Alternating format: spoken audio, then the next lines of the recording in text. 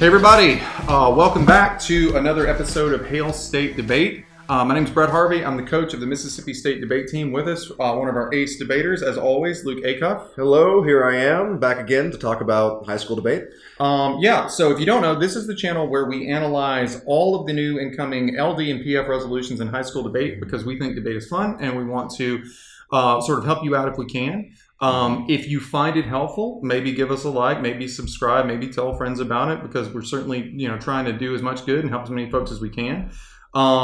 As always, we're going to cover a lot of stuff in this resolution. So the sources we cite are going to be down below in the notes. The timestamps for all the different sections are also going to be down there as well. So if you want to maybe watch one section, maybe you don't want to watch the full hour, that's fine. You can back and forth, You can take it slow. But what we are here to talk about is the November-December Lincoln Douglas topic. We are coming up on Halloween. So it is a spooky, scary, it's a little scary, terrifying topic.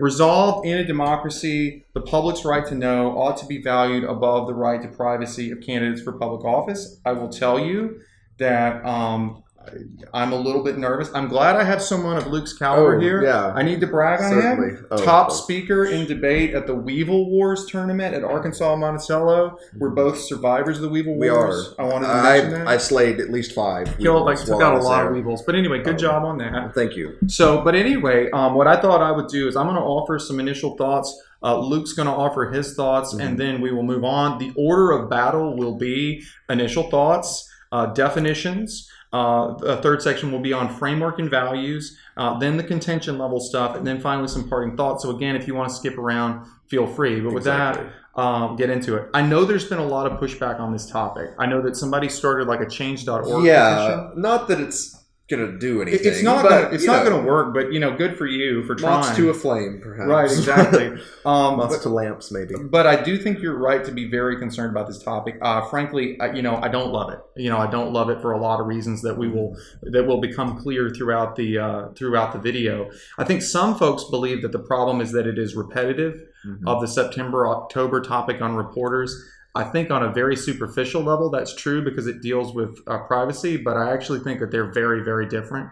And the main difference is that while the reporter's topic was extremely limited, it dealt with a very narrow set of conflicts that you could almost kind of count on one hand the number of times it happened. And I actually liked it for that reason. This topic is incredibly, impossibly, unbelievably broad. It is going to be capable of seeing debates jump off into all sorts of different directions. And I think the reason for that, there are a lot of reasons for it.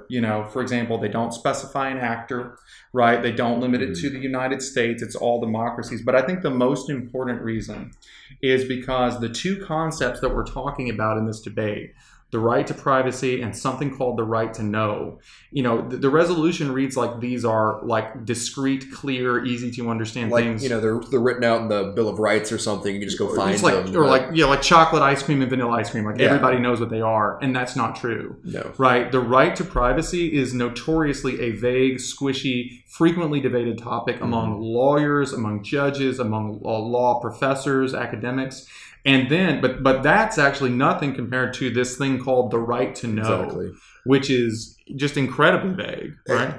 Yeah, I mean, with this, and I do want to quote one of my favorite authors, H.P. Lovecraft, the fear of the unknown is mankind's greatest fear. I'm not sure if that's the right wording, but essentially that's the issue with today's round, or with today's resolution or topic, is that you're going to have to make very clear in the round today what you're talking about. When you're talking about the right to know or the right to privacy, while these are vague in the real world where we're sitting here talking about debate analysis, you have to make them not vague. And that's not easy. You're going to have to make a decision about ultimately what do you believe the right to know is. Are we talking about a legal right? Are we talking about a moral right? Same with the right to privacy. And you're going to have to think through sort of the strategy of what those decisions entail. Does it make it easier for you? Does it make it harder for you? And we're going to help with that. Because look, this is a hard resolution. But like we always say, if it's hard for you, it's hard for everybody. Exactly. And if you take the time to prepare and think through all the variations and permutations and different ways that this can kind of go sideways, and your opponents don't, you're going to be in a better position. So my first takeaway, opening thought is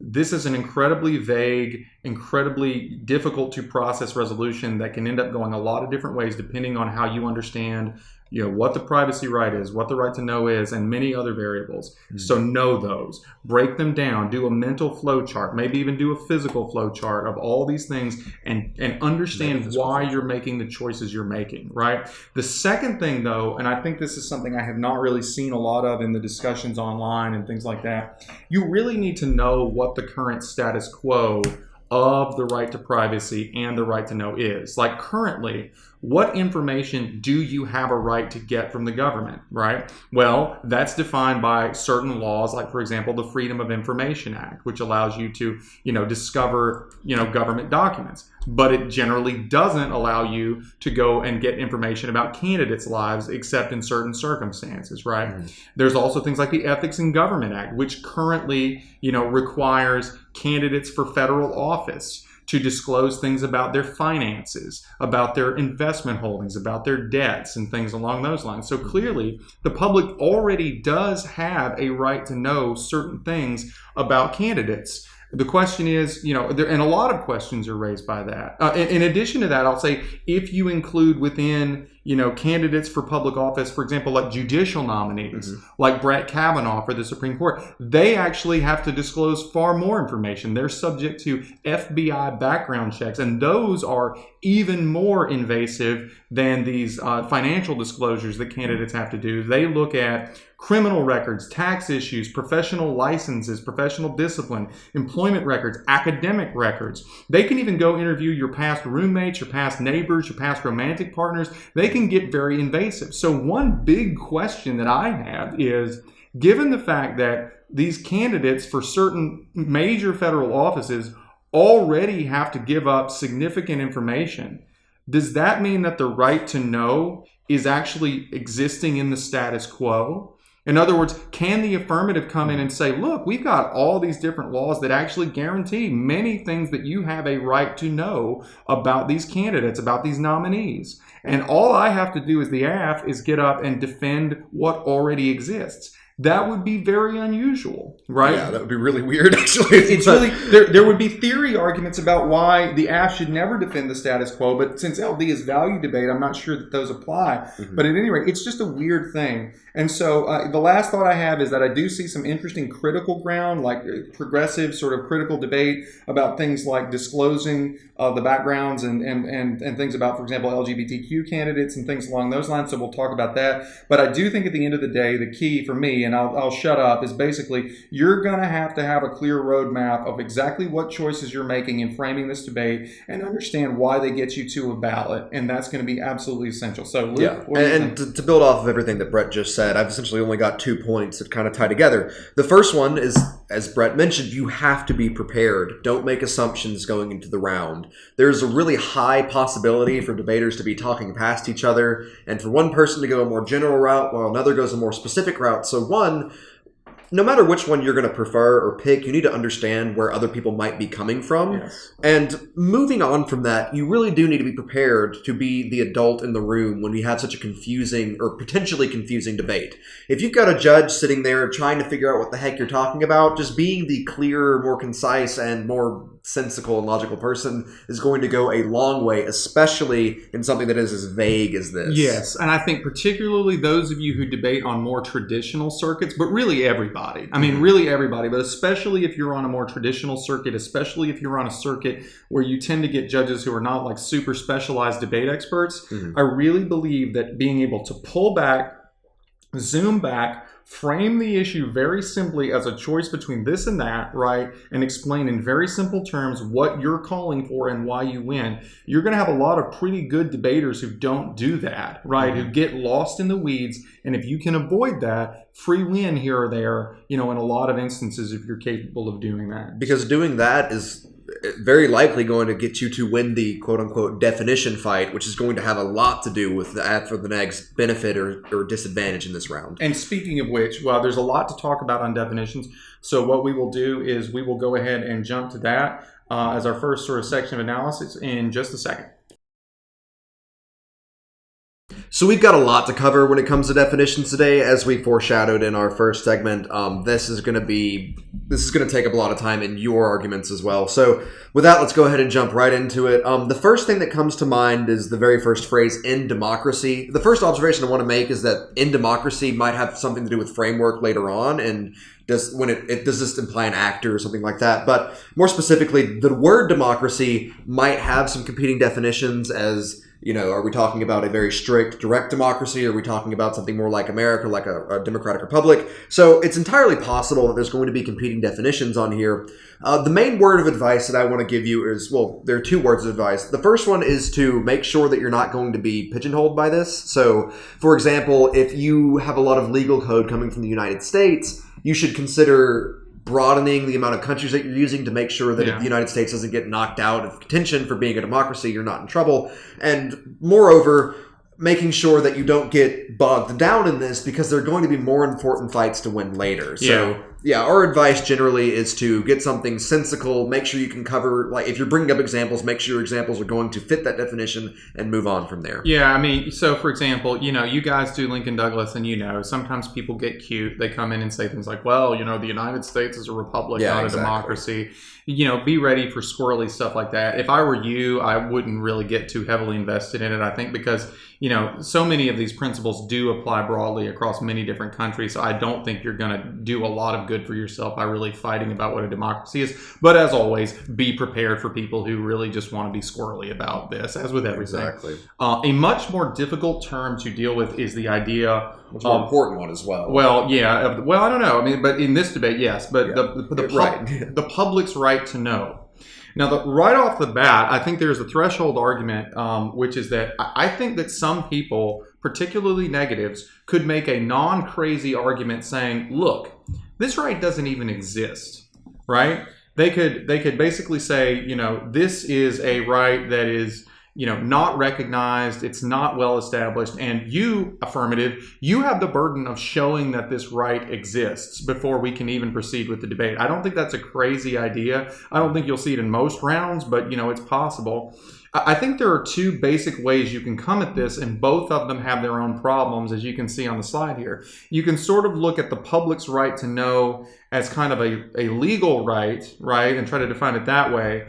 Or you can define it as a moral or natural right. And they both have their upsides and downsides. So the legal right is, you can use the Oxford Dictionary definition, just talking generally about laws or policies. You can use examples, the U.S. Freedom of Information Act, FOIA, that's going to come up a lot. Or France's, Free Access to Administrative Documents Act. Now, the upside on this is they are very clearly defined, right? These laws are very clearly defined. We know what they are. We know what they say.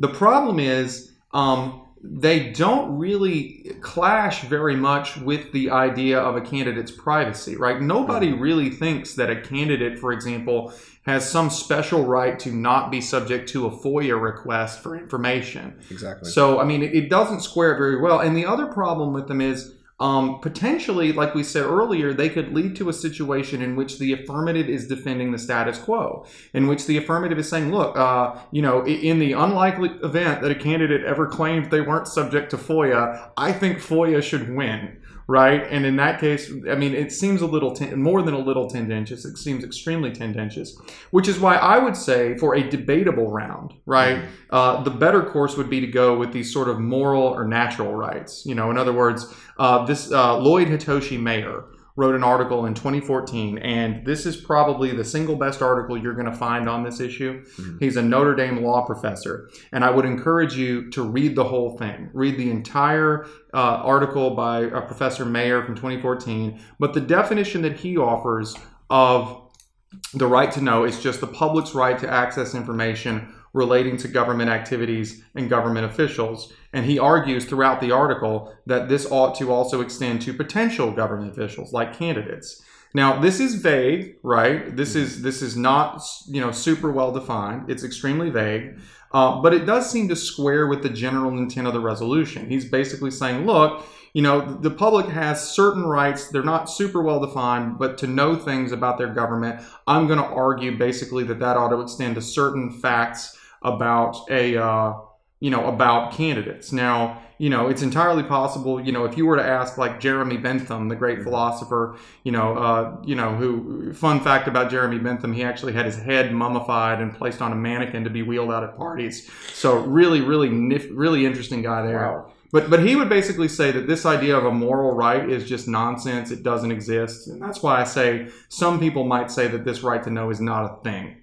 I personally think, it is a thing. I think that it's, the mayor is probably the best, most fair bet. But at the end of the day, be ready for people to take, kind of more strategic, tendentious positions like this idea that the right to know is defined by current existing U.S. law or current existing law in the EU or just some general subset, and I only have to defend those existing laws. And do be sure that you don't make the mistake of confusing a right to know or a right to privacy as a, generally speaking, the right thing to do is know or keep things private or something like that. A right is, and I think especially in this topic, it's clearly supposed to be a strong wording. And especially if you're the nag and the aft has a definition of it that is more vague or weak, you need to make sure you hold them to that. We're not talking about the public knowing things is more important than people being private. It's the public's right to know. That's a much stronger term. And we're going to talk about that a little bit later when we talk about framework. Right. But I think it's very important to remember, yes, a right to know something about somebody is a stronger claim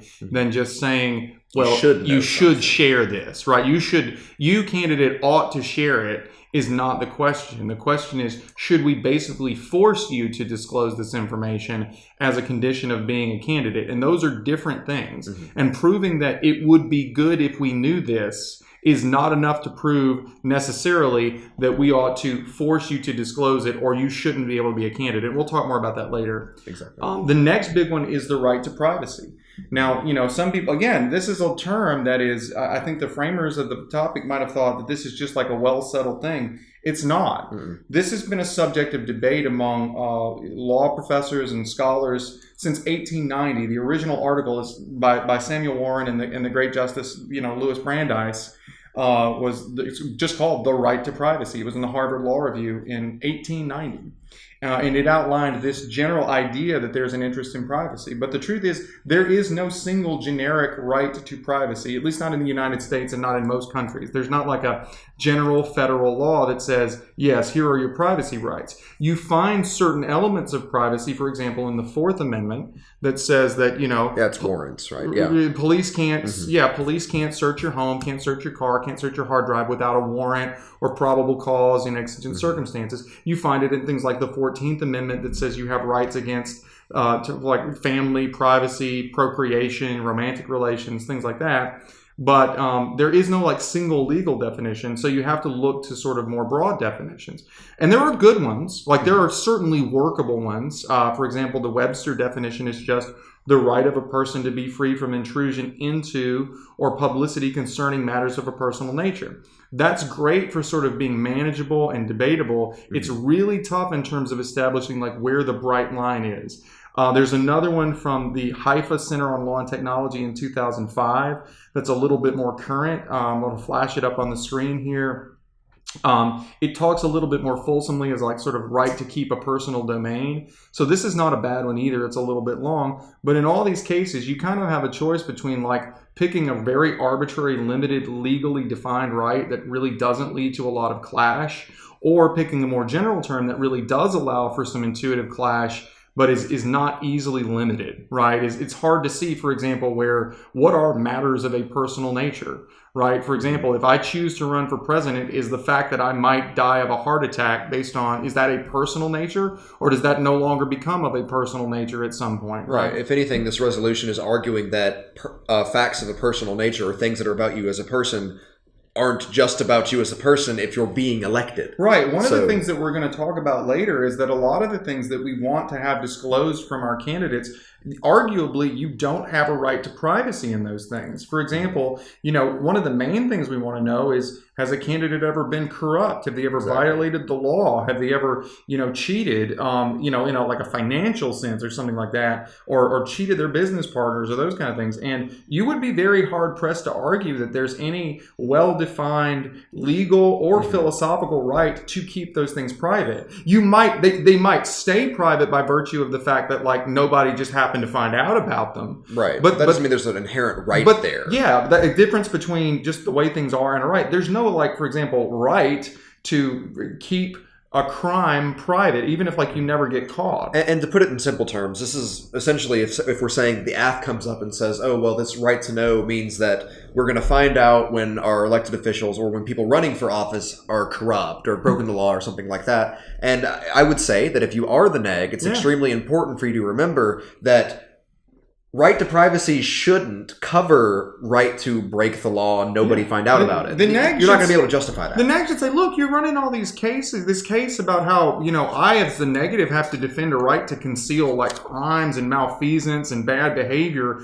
Show me where there's a right to that. I don't have to defend that. There's no right to conceal like crimes and malfeasance. There's really not. I mean, aside from maybe medical records, and there's a pretty well-established right to those from HIPAA, which oddly enough we talked about last time. HIPAA, right? Yeah. But there's a pretty well-defined right to that, but like there's no well-established right to conceal malfeasance, so I don't have to defend this stuff. The negative would say, I only have to defend a few very well-defined rights like medical records and those sorts of things, and beyond that, I don't know what right to privacy you're talking about. It might be that things end up staying private, but there's no right. Anyway, moving on. Candidates for public office. I defined this, as you know, I put it together into like a phrase. Now, you can define this separately. You can define the word candidates and you can define the word public office, or you can even go candidates and public and office, right? Mm-hmm. However you want to do it. As you'll see here, there is actually a place in U.S. federal law where the phrase candidates for public office is actually defined. And if you read this is 47 Code of Federal Regulations, that's CFR 73.1940. And this is about like for radio and TV stations carrying information about candidates, but it basically defines the term candidates for public office. And if you read it, it implies that we are talking about someone who is either running or nominated for an office. Now, that is helpful, I think, because it serves to sort of limit the debate, and thank goodness for small mercies, right? But it serves to kind of limit the debate to people who are either running, like people who are running for election, or people who are nominated, which might be either the party's nominee or maybe somebody who's nominated for a position that requires like Senate confirmation, like, for example, Brett Kavanaugh to the Supreme Court or judges to federal courts. That would seem to be a nice limitation, because if we just use the term candidates for public office, this could get really crazy really fast. Yeah. For example, I work at Mississippi State University, a public university. Mm-hmm. I am a mid-level administrator, right? I'm an administrator that has authority over some people, but I'm not like the president of the university. Am I in a public office? Well, if we didn't limit this definition, you could say that back when I was submitting my my resume for this job, that I was a candidate for public office, and the idea that the public has the right to know everything about me. Well, if you use this definition in context, you're going to avoid that. And I think this is, by the way, a good lesson on, defining terms of art in context is always a good thing, right? If you can find something defined by a reliable source where all the words are together, that's good, because it avoids absurd situations where, like, if you take the words apart, for example, the right to bear arms. Right. I mean, if you want to define it as a right, it's something you own. A bear is a large carnivorous mammal. Arms are things that you have on your side. So you have the right to like take the arms off of bears. Or, for example, double jeopardy is like, if you didn't define that in context, you could be like being in twice as much danger, which doesn't make sense, right? So just a general reminder, terms of art, like words that go together, defining them together, prefer it because, it's all defined together and it makes sense, is usually a good strategy. You don't want to be in a situation where the high school band director has to turn over their Facebook account to the public. Exactly. So with that, we'll go ahead and pop over to framework. Yeah, framework in just a second. All right, so today we are doing things a little bit different than we normally do. And what I mean by that is that we normally have a section called definitions and framework, but as we have, griped about this entire time. There are a lot of big conceptual issues that don't fit clearly into how you define things that we do need to talk about and clarify. So with that, we're going to go ahead and get into a few framework issues to make sure that you have a good understanding on what they mean and, more importantly, how to argue them if your opponent does something different. So with that, the first thing that I want to talk about, and Brett and I will kind of bounce back and forth on these different topics. The first is that a right to X is a stronger claim than just X is the right thing to do. This is something that I brought up a moment ago, but for example, I can argue something along the lines of it's good for candidates to reveal financial history or just generally speaking be transparent. But that is not the same thing as challenging and saying that candidates have a right, or at the very least that the public has a right to know and to force candidates to reveal that information. So it's very important that we're balancing this and we understand that a right to X means a lot more than just the traditional debate jargon, which would be X we can just say is morally good. Yeah, I mean, and one of the things on this is I think you have to sort of think about, as a practical matter, what does it mean to say that someone has a right to something? Right? Because both of these ideals, these goals, I think you could at least make an argument, and not you can make an argument either way. You can make an argument they're good, right? Just generically good. Privacy is a good thing to have if you can get it, right? Knowledge about candidates is a good thing to have if you can get it. Mm-hmm. What does it mean to stake out the position that it is absolutely a right? So, for example, we'll talk about this later, but just to give you a preview, if I were the negative, one thing I would think about saying is, look, if you go and you prove that it's great to know things about candidates, that's not the same thing as proving that we ought to mandate it for everybody. A counter argument, a sort of counter plan, if you will, would be, I agree with you. Not knowing about a candidate's financial dealings, et cetera, is an important thing, right? But at the end of the day, what you have to prove as the AF is that this should be mandatory. There should be a right. We should be able to demand this of all of our candidates. In other words, there should be some bar. Like if you don't disclose whatever it is we think we should know, mm-hmm. then you just can't be a candidate. You can't run for office. The counter to that, the negative would say was, look, even if we agree that this stuff like financial information or medical information is important, if a candidate says, no, I won't disclose it, like, for example, Donald Trump said, no, I won't disclose my income tax, right? Or that other candidates have refused to disclose their medical history. You shouldn't have a right to sort of exclude them from running. It should be up to the voters, right? Voters should be able to look at that in context and say, either this matters to me or it doesn't. Right. So just saying that it's good and important, fair enough, but leave it to the voters, right? Leave it to the electorate to decide if someone doesn't do it, what is the impact of that, rather than declaring it to be a right. And so I think that is one important theoretical question that has to be answered. And if you are the AF and you want to kind of lessen the severity of this right to know and right to privacy, one thing that we've considered, we talked about doing, is for the AF to make this more of a general, the right to, because it doesn't say the right to know should be encoded in U.S. law or something like that. It just says that in democracy, the right to know ought to be valued above the right for privacy for candidates. So if you are the AF and want to kind of take the teeth out of it a little bit, you could just say, generally speaking, voters or whoever ought to value the right to know more, and other people ought to, or at the very least, over the right to privacy. I'm not saying that they have to be in internal conflict and that the right to know is just going to squash the right to privacy all the time. I'm just saying that it's generally more important. Right, and so this is kind of the second sort of theoretical point that I wanted to make. I'm glad you led into it, which is that I do think it is important. We could have put the phrase ought to be valued above in the definitions, right? And we can certainly, look up cards and evidence that say, for example, ought implies a moral obligation, value. I've heard that before. Right, values and those kinds of things. Right. But we thought it better fit under the framework because I do think that there's a fair argument to be made that, I, as the affirmative, do not have to categorically prove that in every possible instance, the right to know no matter what you want to know, right, always trumps privacy. There can be exceptions. And if you need a card or evidence for this, actually, I was talking with the great Dr. Paul Strait down at USM. I asked him his thoughts on this, and he and I think Bob Overing, a great former debater, both emailed me back, and they sort of pointed me to this article by a debater, a guy also accomplished named Jake Nebel from 2014. It's on the Victory Briefs website, and we'll link to it. But it's a really good article about how the idea of prioritizing one thing above another doesn't require you categorically always pick one thing. Mm-hmm. Now, this was about a different resolution. It used a slightly different phrase, which was prioritized above, but I think valued above, you can make the same argument. It would run sort of like this, if I say that I value studying above going out with my friends,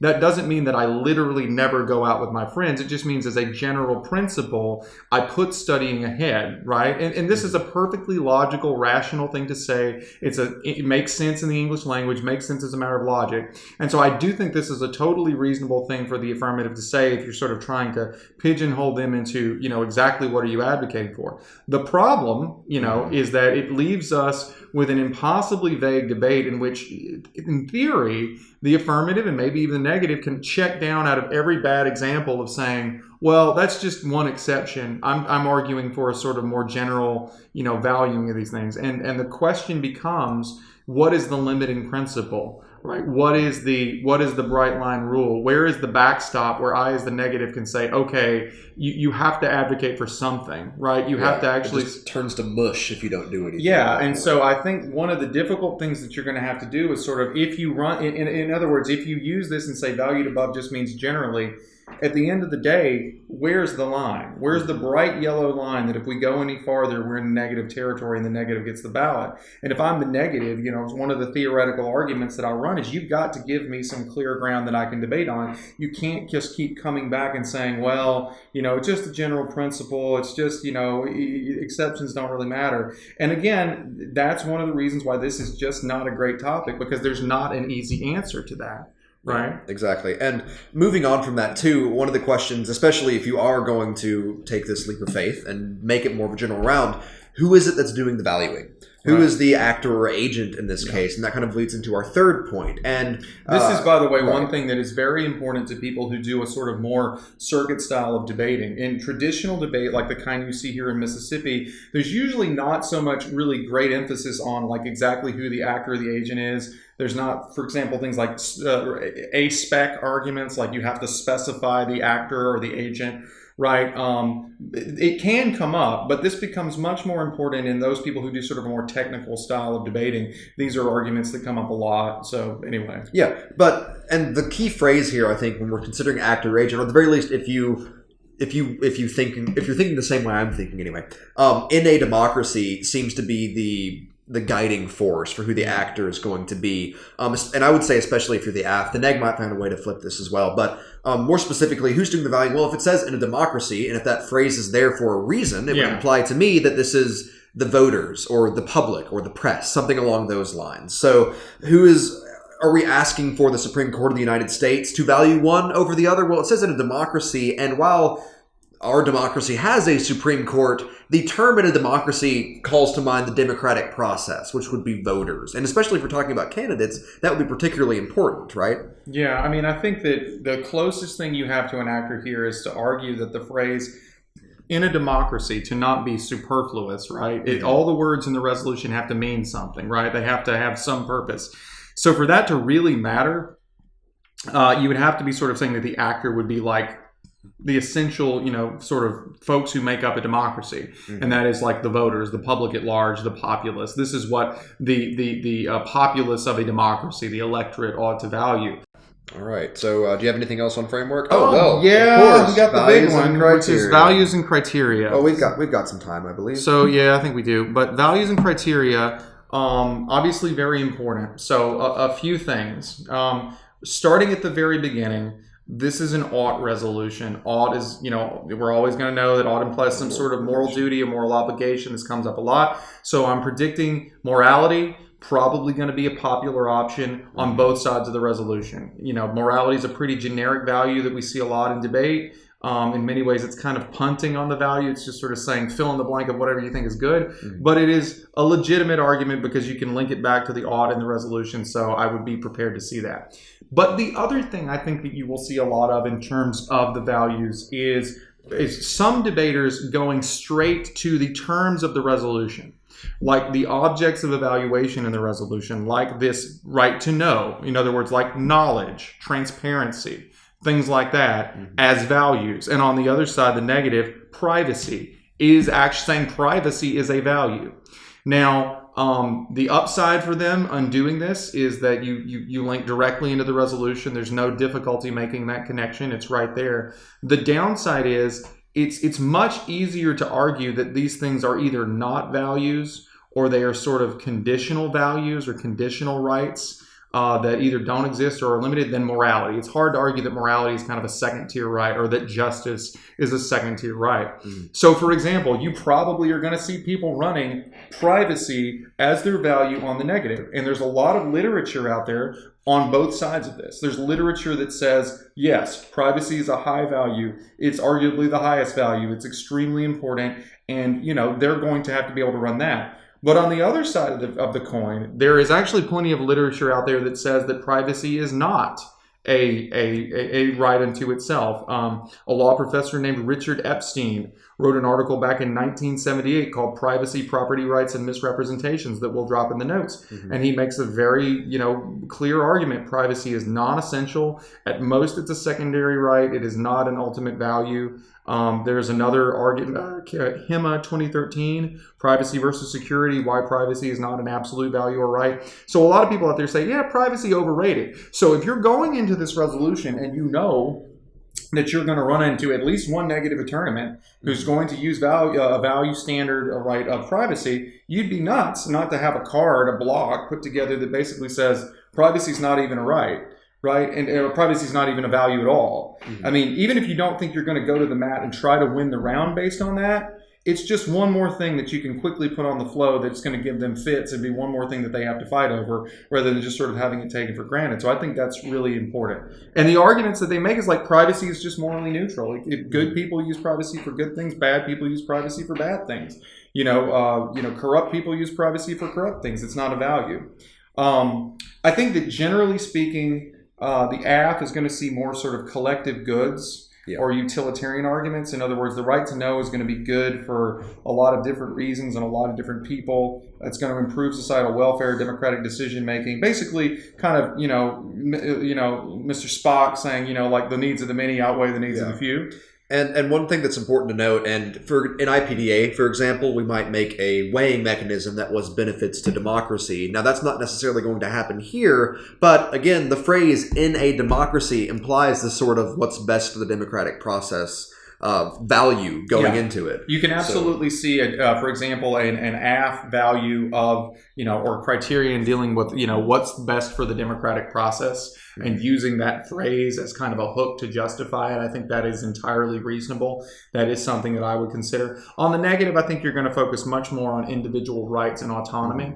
Because it is kind of difficult, and we're going to talk about this later in the substantive part of the argument. It's kind of difficult to win a utilitarian fight on the negative because the beneficiaries of this right to privacy are basically the candidate themselves, maybe their immediate family, and you maybe could argue that other people in the future who might consider running for office. Whereas the beneficiaries of the right to know are widespread across society. They're either everybody or a whole lot of people, right? So the many electing the one have the right to know. If I'm the negative, I'd be very careful before I ran any kind of utilitarian standard. It's not impossible, but it is difficult. And last thing, I've seen a couple of people talk about the idea of like virtue ethics as a possible value, in particular for the AF. Virtue ethics, if it's not something you look at a lot, to really, really oversimplify it, it's the idea that if we want to know what's good, we should look at like what good and virtuous people do, and we should model our understanding of the good after that. And so I think the way the basic argument would run would be if you use a virtue ethics standard, good people disclose things. Like good people don't hide information. They're transparent. They're open. So therefore, in structuring our society, we should emulate that and have people know things. The problem with that is the resolution doesn't ask, again, as we said before, it doesn't ask what is good. It doesn't ask like what you should do. So for example, if I could say to Luke, like Luke, it would be good and moral if you were the kind of person who was totally transparent. Like you came in and admitted every lie you've ever told every misdeed you've ever done, because that would let me and other people have a complete set of information in deciding whether to deal with you. But it would be awful for me. It would be really bad for him. Not that bad. But it would be a virtuous moral thing for him to do. Person. But the question is not whether it would be virtuous for him to do. It's whether I have the right to demand that he does it. Right. Mm-hmm. And so it's that, society has a right to demand this of you, to force you to do it, on pain of you not being a candidate. Exactly. And so that's the difficulty of using a virtue ethic standard. We're not asking what is good, right? We're asking what we should be able to force you to do, which is a fundamentally different question. So anyway, that's all I've got on the values and criteria. Any thoughts? Yeah, I mean, there's just a few things to pick off of what you just said. And essentially, if you are forcing, if you're saying, Luke, you have to tell us exactly what you've done, exactly what's going on. Right. That argument does work when we're talking about me. But if you are the affirmative, you might be able to but you might be able to make the point that, hey, yes, generally speaking, that might be true, but we're talking about a group of people electing one person to represent them. So if there is a case where that's the case, it would be here in electing candidates. Yeah, exactly. I mean, how do you, if we're going to demand perfection of our candidates, even in one area of life, we're not going to get a whole lot of good candidates. I mean, people argue, for example, that Bill Clinton was a very good substantive president. The economy soared under Clinton. The United States dominated the world without going to war, or at least not, major war. Bill Clinton was a deeply flawed human being, or a really seriously morally questionable person on a lot of levels. Another example might be FDR.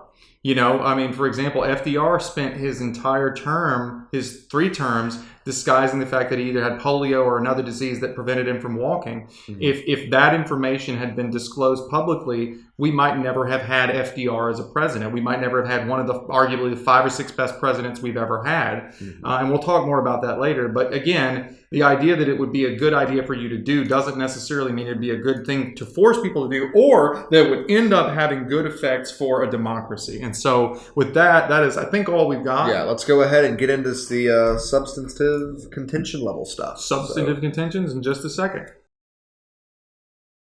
Okay, so now for the part that you have all been waiting for, where we talk about specific contention level arguments. And I think that this is, obviously important in every case. It's really important here because the framework can get pretty complicated, and it's important to have some things that can sort of cut through the Gordian knot, if you will, and just sort of get to judge what is the answer here. Yeah, right? Exactly. Like I brought up earlier, being clear and concise, or at the very least having good impacts and good points and things that make sense, are probably going to prevail in the tussle that will be definitions and framework. So right off the bat, I think we need to acknowledge the kind of elephant in the room that I assume that the drafters of the resolution did not intend, and that is the AF defending the status quo.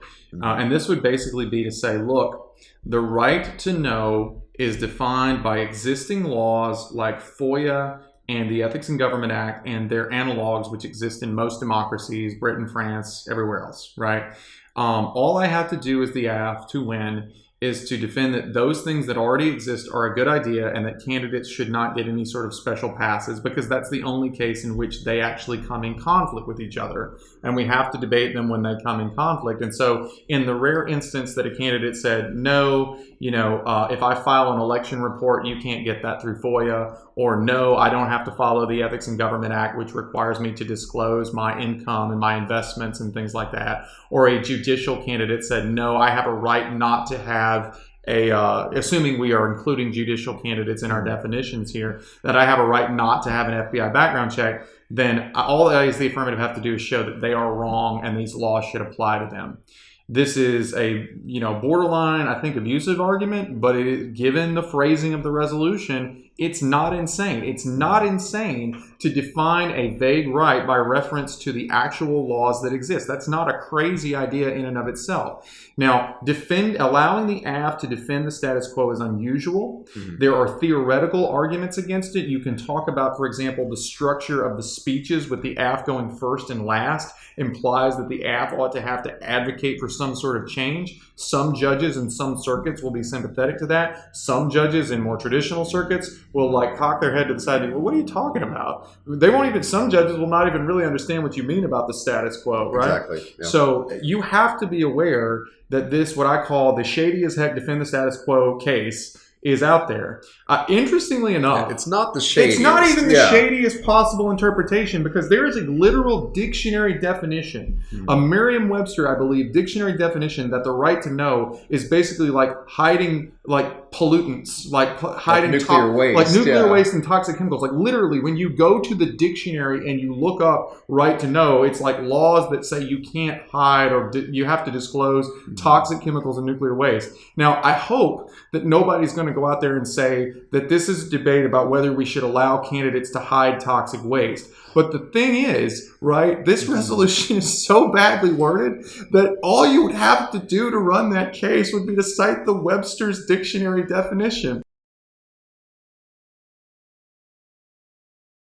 All right, so moving on to the arguments on the affirmative that I would consider the non-shady, sketchy, non-nuclear waste. Right, exactly. The biggest one, I think, probably is the sort of general idea of reduction of corruption. And there are a lot of different sources on this. There are a lot of different, ways you can come at this. It's a very fundamental argument to the idea of a right to know. And basically the idea is very simple. It's corruption is essentially when public officials put their own personal interests ahead of the public interest, right?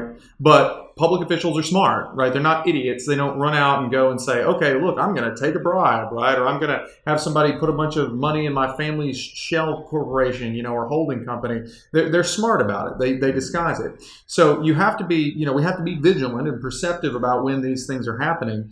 And the question is, how can we effectively prevent corruption if we don't know what the personal interests of our leaders are? In other words, if corruption is putting your personal interest before the public good, how can we stop it if we don't know what your personal interests are, right? If we don't know who you owe money to, who you're investing with, who's giving you favors, those kinds of things, right?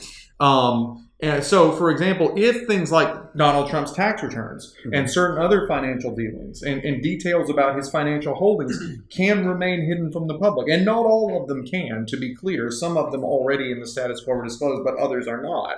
If we can't know that, right, how can we even know whether the regulatory decisions he makes or the foreign policy decisions he makes or any of the policy decisions he makes are tainted by a conflict of interest? And it's not, the harm is not just, for example, if President Trump or someone else had a conflict of interest, it would lead to bad outcomes. There's also a tangible harm from us just not knowing, right? If we don't know whether these conflicts exist, then the public's trust, the legitimacy of government, the ability of us to agree that even if we don't, agree with the outcome, at least the process was legitimate. That's an important part of government, right? Yeah, exactly. And I can touch on that just a little bit.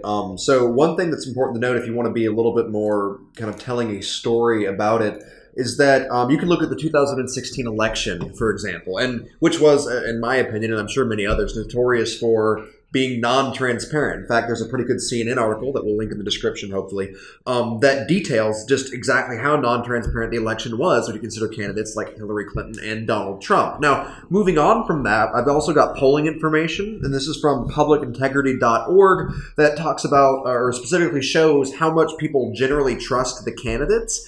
And it shows in both cases that the most, out of very trustworthy, kind of trustworthy, not trustworthy, etc., for both Hillary Clinton and Donald Trump, not very trustworthy was the most popular option for both candidates. A lack of transparency essentially leads to a lack of trust from voters. And as the app, hopefully you'll be able to make the argument that for voters to have trust in the people that they're electing, that is important. Important enough for there to be a right to it, at the very least. There are cards out there, and there's evidence about how viewing the people in office as legitimate, even if you disagree with them, is essential to having democratic discourse. Especially if you're looking at value to democracy. And we'll try to drop those in the notes, but as we keep saying that a lot, because this is such a complex topic, it's a lot of stuff to cover, but I do think that's important. For the AF. I will say as a warning, these are all kind of sort of utilitarian arguments for the AF. I think they're strong. I would have a word of warning, however, if you read the Mayer piece, or Mayer, I'm not sure how you say his name, but the Notre Dame professor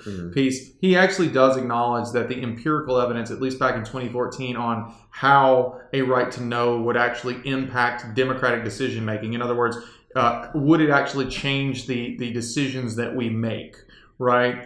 It's kind of sparse. It's kind of weak. Right, it's not very robust in terms of actually going out and doing comparative studies about would this change our decisions. And I remember very clearly watching a few years ago in the finals of PF at the NSTA tournament, it was talking about the Electoral College, and one of the big arguments that came up again and again is if you can't show that this would actually result in different choices, then what is it from a utilitarian perspective? Why does it really matter? So one thing the negative might say is, do you actually have evidence that this would result in people making different or better choices? And if not, then why should we recognize the one right over the other if at the end of the day it doesn't change the outcome? No, of course, it's the reason this is hard to quantify is how do you take a statistic that determines what is the better choice? Right. So if you are the AF and are attacked on this, you could say that that sort of thing just doesn't exist, but it's still a weakness, certainly. Two more arguments that I actually think are very strong for the affirmative. The first is the critical theory angle. And the critical theory, for those of you who don't run it a lot, is sort of this idea of deconstructing language, deconstructing norms in society that tend to sort of reinforce oppressive ideas, particularly against marginalized groups. And one big argument for the AF, there's an AF side of this and there's a neg side of this. The AF side is, that we have to have a right to know about the private lives of powerful people, frankly, particularly powerful men, so that we can force conversations about norms of things like sexual abuse, sexual assault. And the examples you can give are people like Brett Kavanaugh, Clarence Thomas, Bill Clinton, things like that. The idea is, if you just respect a right to privacy for these individuals, we will never have conversations. We will never have clear public discourse about, how these norms, you might call it rape culture, things like that, are inherent within, the ruling class in this country. So to even have those conversations, we have to basically acknowledge a right to know above a right to privacy for these folks. Yeah. And you can still admit with that there is a right to privacy and that generally people should be able to have private lives. But in this case, at the very least, the right to know trumps it. One big downside on that, though, is unfortunately with all three of those things that I mentioned,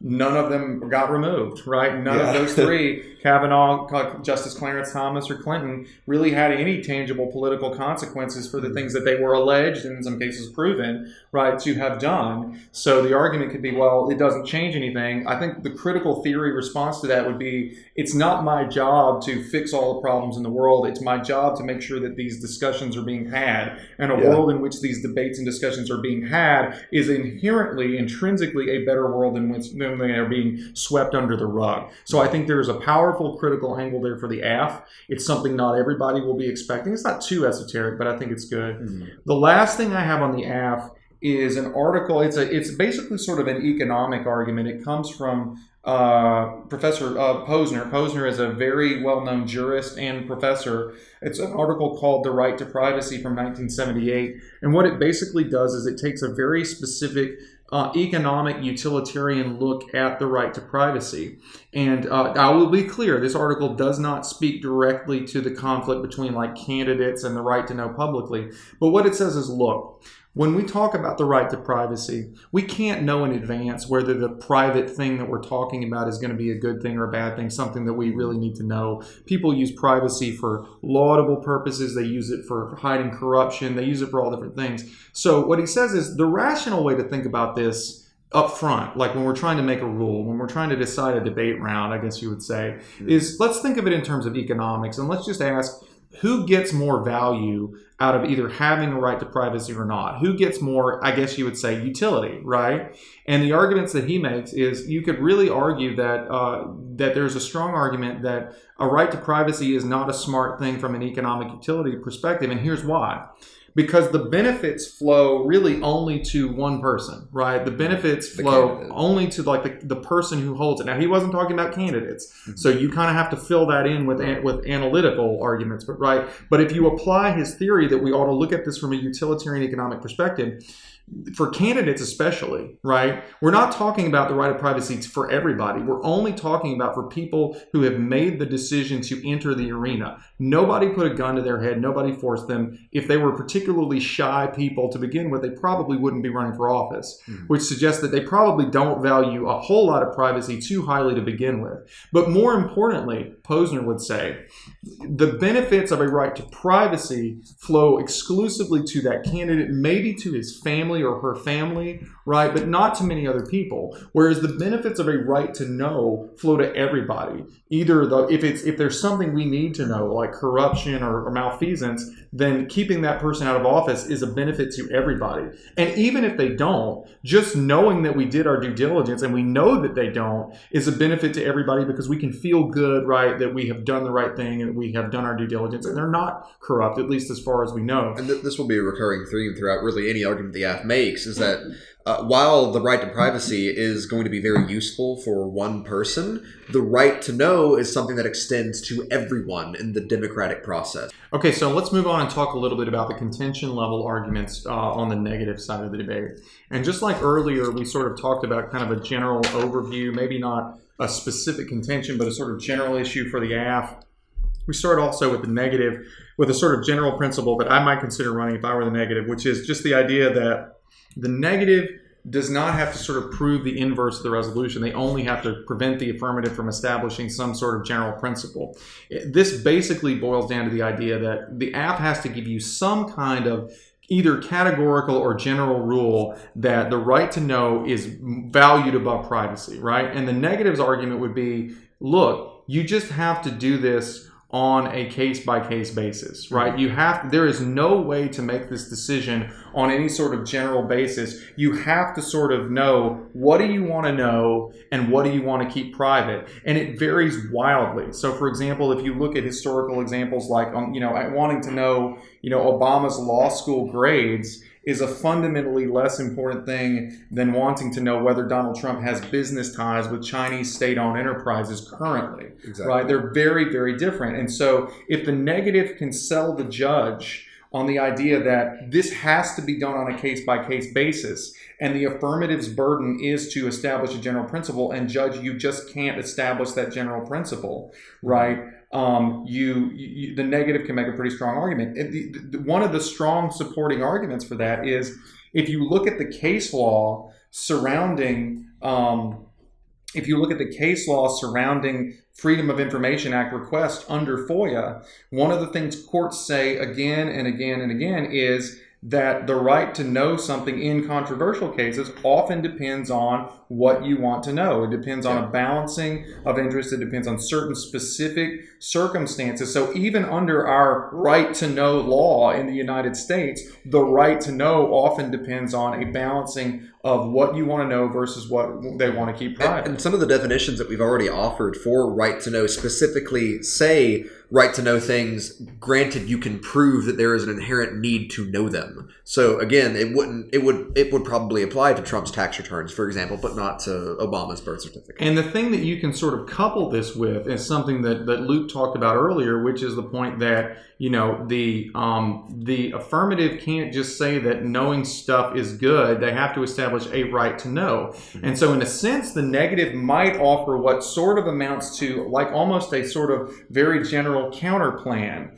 And the response would be, look, affirmative, you've got to show us that this is a right to know, right? In other words, that it is somehow enforceable, it is somehow mandatory, that every citizen has a claim to this. And the practical way that probably is going to have to work is that if you don't let us know this stuff, you just can't run for office, right? That's a reasonable inference. If you have a right to know X from candidates, then if you are a candidate and you are not willing to disclose X, you just can't be a candidate. Exactly. And the response would be, the negative should say, I can concede your entire case about why these things are good to know, but I can say it shouldn't be a right, that voters should be allowed to decide. That a candidate who says, I don't want to share anything, or I don't want to share my personal background, or I want to share my marital history or my finances, that voters should be able to look at that, take it into account, and make a decision. So, for example, with Donald Trump, I'm not a huge fan, but, a lot of people said, look, I love everything Donald Trump stands for.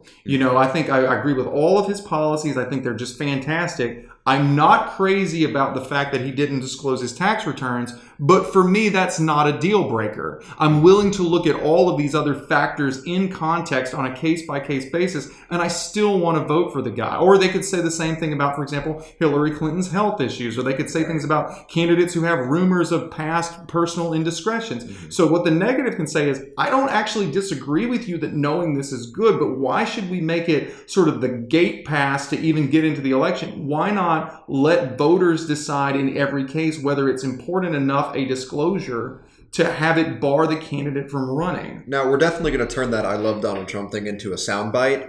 But yeah, that's going to be like, you're going to have that as like on the channel trailer when it's going to start with me saying that. We want to make sure we have the right idea here. Yeah. But moving on from that is just kind of moving into another point the negative can make, which is this general chilling effect that the AF's candidates have to be very, very open with information would have on politics. So this can be kind of seen in two different ways. The first one being, this is more of the kind of the critical arguments that Brett was talking about earlier with LGBTQ plus people, or people that are parts of minority groups, like religious groups, etc. These people that are traditionally discriminated against might want to keep that sort of thing private. For example, we talked about this earlier. There are allegations right now, and I don't know the full story on this, that Cory Booker, for example, might be... just today in the news, there's some rumor going around that Senator Cory Booker, I believe from New Jersey, it had some kind of relationship, maybe even harassed somebody, another man. Mm-hmm. Now, so the argument would be that, I mean, whatever you think of Cory Booker, you may think he's a great senator, you may think he's not so good. He's clearly a smart guy,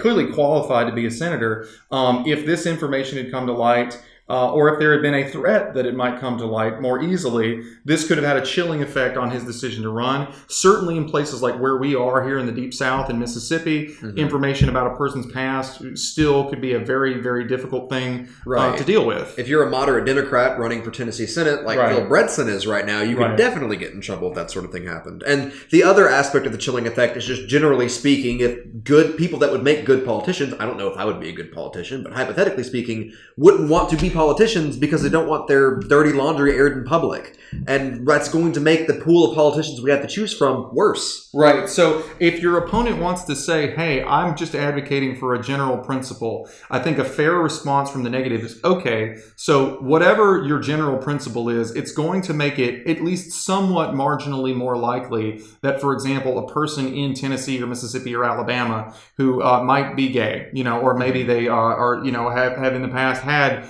relationships with people of the same sex, difficult to win in those cases. It's going to at least make it a little bit more likely that information might be disclosed, and that's going to have a chilling effect on people who are currently underrepresented in this country. And I think that is a strong, strong critical negative that you can run. There's literature that I've seen on it. We'll drop it in the notes. It not only applies to LGBTQ plus folks, but also, for example, to like religious minorities. It can apply to people who've taken controversial political stands. It might chill people from being involved in social activism in college. Look out in Arizona. There is a senator candidate out there who earlier in her life said some somewhat controversial things when she was younger in private settings, right? Some not private, but some were in private settings. And when those things came out, they're sort of coming back to haunt her. Is that a good thing? Is that a bad thing? I don't know, but it could chill potentially good candidates, sort of like the idea that, if we had been really concerned about letting people know about polio, that we could have chilled an FDR from running for office. And moving on from that, and that's essentially what this is leading towards, and this is another point you can make as the neg, is that having this everything is out in the open policy would lead to an increase in personal, or at the very least dirty politics. Yeah. And what I'm talking about here is saying that secret or personal details, and no matter what you think about the 2016 election, while the pneumonia while the pneumonia scare with Hillary Clinton might have been troubling, it certainly became a bit of a talking point about, the stamina of Hillary Clinton and things of that nature. It allows candidates to focus on the other candidate's personal life rather than talking about the things that really matter, like voting history and policy and things like that. So, it allows the general public or the media or your opponent to say, oh, look, we've got all this information now. I'm going to nitpick your address to the graduating class when you mentioned tendencies or something stupid you said before. That's what we're going to talk about, and not the things that actually matter to a well-functioning democracy. In other words, another way of putting this would be, what evidence is there that when you give voters a bunch of information about a candidate's past personal life, right, in particular, that they do good things with it?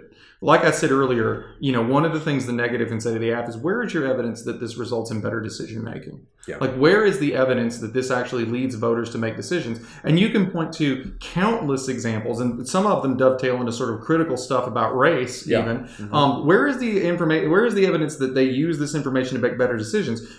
For example, wanting to know about Obama's birth certificate, wanting to know about Obama's law school transcripts, wanting to know about all kinds of other private information about people's, minor marital indiscretions earlier in their life. A strong argument could be made that ultimately the quality of governance really ultimately comes down to like how you vote on key issues, like what substantive policy decisions you make, all of which are already matters of public record. So I would say, if I were the neg, that you as the affirmative have some duty to show me that if I open up the books on a candidate's private life, that it's going to make the world a better place, as opposed to spawning these legions of people who go out and say that, Obama is a Nigerian Muslim or something, and try to scare people with racist scare tactics. I don't think there's, and with other candidates too, rumors about, past sexual indiscretions, about possibly being gay, like Charlie Crist, or a candidate named Richard Curtis in Washington, like forcibly outing people. I think there is a strong argument that basically giving voters personal life information is like giving a gorilla a chainsaw. I mean, they're just as likely to decapitate themselves and make terrible decisions as they are to make good decisions. Or at the very least, it's going to distract them and give the media lots to do and to talk about that isn't what actually matters in politics, but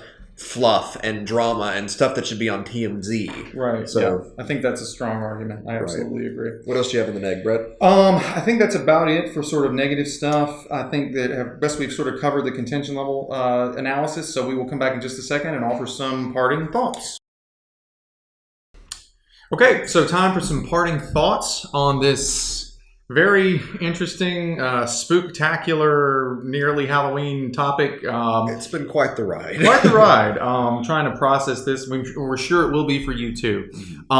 Remember, like we said earlier, if it's a complex, difficult topic for you, it's a complex, difficult topic for everybody else. So don't be intimidated by this. Don't be overwhelmed by it. Just go a little bit at a time. The journey of 1,000 miles begins with a single step. As with everything else, block out a little time and master one concept and one argument at a time, a little bit every night, and you will get there. I will say that on a resolution as massive and with as many different permutations and directions and the ways things can go, there is just no substitute for working through the individual issues and the individual definitional questions, framework questions, different impacts and things like that, and making sure you understand each one, even if you're not planning to use it. Right? On some resolutions, frankly, you can kind of get away with just sort of understanding your theory, and we're going to stick to it and just power through. This isn't even remotely one of those. This is one of those where you've got to understand all the different ways that your opponents can come at you, and that takes time. I am sad to say that I think topics like these are ones on which big programs are going to have an even greater advantage than they already have. Don't get me wrong, folks from big programs, we love you. You obviously have great coaches. They work very hard. You deserve the success. But we also want debate to be accessible to everybody, right? We want kids who are, starting up a program and who are willing to work hard to have a chance too. And I think that unfortunately, this is going to be one where if you have 20 debaters on your team and you can divide it up and write blocks and write responses on all these different areas, you're going to have an even bigger advantage. On the last topic about reporters, I don't think that was a huge advantage, right? It's always going to be something of an advantage, but it wasn't as big. I will say that if you don't normally buy the sort of corporate briefs that are out there for sale that you can buy, I don't say corporate, they're you pay for them. Some of them are very good, if you don't already buy those, this might be one where you want to splurge, not necessarily because you're going to run their arguments, although you might, right? But just to get an inventory of what you're going to see from other folks, right? Exactly. Just to start to see kind of what all is out there if you don't have, 20 people on your program, right? I do think that that's preparation. In terms of the round itself, the advice is very simple. I really believe that a lot of rounds are going to come down to a debater that is capable of saying, Judge, Here is the fundamental choice you have to make in fairly concrete terms. It might not be perfectly concrete because this is a very vague resolution, but here is the basic choice you have to make. Here is the basic reason why my side is better, and here is the impact if you vote for me. And I think the ability in the later rebuttals to pull back, right, to not be so freaked out by the flow that you can't pull back and explain the basic conflict and give the judge a comfortable, easy place to vote for you is going to be more important than ever. But, those are my sort of general thoughts, which is basically just, prepare hard, prepare for as many arguments as you can, and be ready to pull out of the weeds in the debate round. And if it's hard for you, it's hard for everybody, but that'll put you in a better situation. Yeah, I will hope to add something unique to that, but Brett and I are pretty much in agreement on this. It is what it is. I hate that phrase, but it is what it is. It is indeed. Yeah, it is. It is what it is. That should be what we're debating today instead. Right. No. So.